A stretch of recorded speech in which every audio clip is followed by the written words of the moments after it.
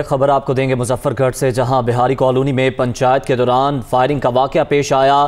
سابق رکن قومی اسمبلی جمشید دستی کے بھائی مشتاق دستی اس واقعے میں جاں بحق ہو گئے۔ فائرنگ سے ایک شخص زخمی بھی ہوا، جسے اسپتال منتقل کر کے طبی امداد فراہم کی جا رہی ہے۔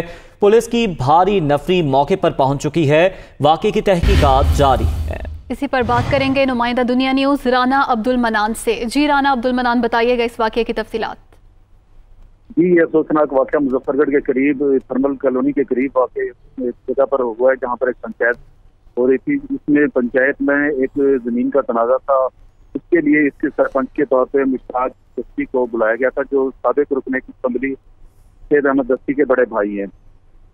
تو جب تنازع وہاں پر آپس میں ان کی لڑائی ہوئی، دوران فائرنگ ہو گئی۔ فائرنگ کے نتیجے میں مشتاق دستی موقع پر جاں بحق ہو گئے اور ایک شخص شدید زخمی ہو گیا، جس کو سول ہسپتال مظفر گڑھ میں منتقل کر دیا گیا ہے۔